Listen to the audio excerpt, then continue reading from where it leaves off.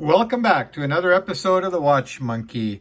And today we're just going to be reviewing this watch that I've just put on eBay. It's up for sale, no reserve. Highest bidder is going to get this watch. And let's take a look and see what we got. I don't really know that much about this brand. But anyway, let's take a look what's inside the box. So as you can see, as the box says here, it is a Heritor watch.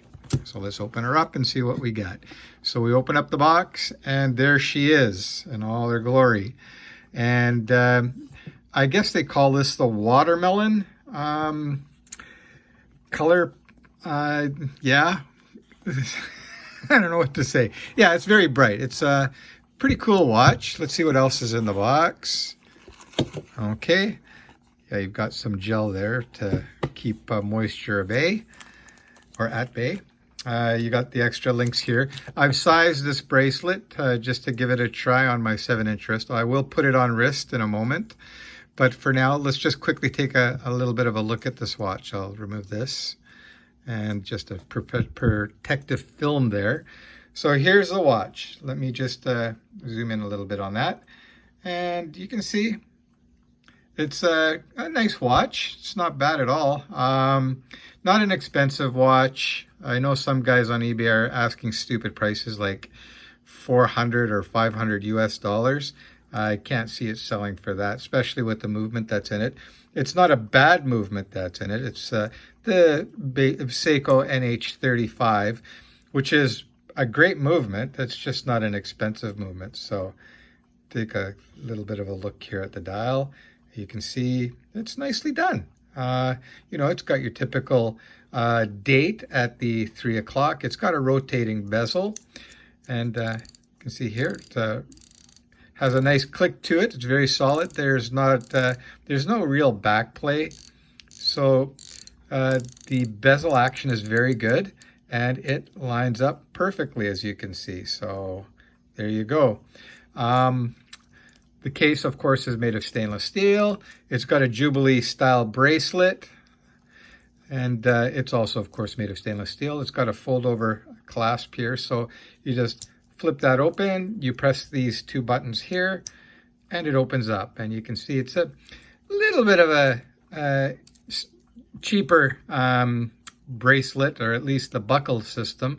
It's just stamped steel, but it is a signed buckle. As you can see there, it's nicely signed. It's actually a nice looking branding that they've got. Don't mind that at all. I've seen much worse than that. Let's take a look at what's inside here in the movement. And I should have probably undone the bracelet. I'm not going to bother. But there's your NH35 beating away. It has some information there. It says Japan, automatic movement, 20 atoms, water resistant, and all stainless steel. And let's see again what it says on the front here. So it's 200 meters, which is plenty of protection against water. I don't think many of you are going to be diving that deep. The bezel here, though, is a very unusual material. It looks like glass, and it's got a very strange glow to it when you're looming it up at night. But this watch has got really nice lume. So there you have it. That's the Heritor. And I'll leave a little bit of information in the description as well. If you've got any questions or anything, let me know. This watch is brand new. The way I acquired it was through trade. Somebody had offered a couple watches, plus they purchased a considerably more expensive watch. And so I wound up with this.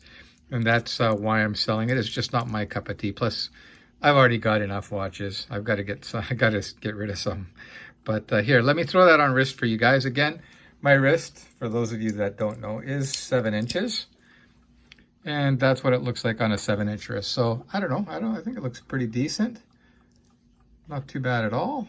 Let me just move away a little bit there so you can kind of see. So it's not a small watch, and it's definitely not it's a fairly thick watch. I've got my calipers here so we can actually do a quick measurement.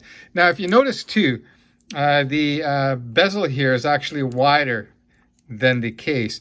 The case itself is actually not that big. It's between 42 and 43. You know what, I'm not going to bother with this. It is 42 and 43, I measured it. But if you measure from the outer edges of the bezel, it's coming in at 45, which is fairly big. But for some people, they like that. For me, it's a little bit big.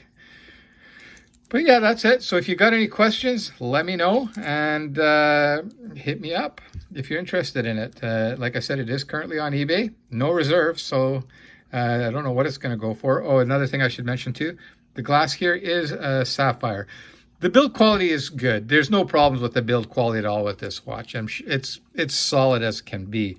And this thing is going to run for a long time. I'm just going to zoom again one last time for you guys. So you can see there's the seiko movement beating away rather nicely.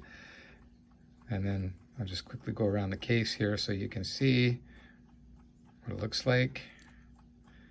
And I'll kill some of the lights too so you can have an idea what it looks like with some lume anyways. Just let me turn this light off here. That's one light off.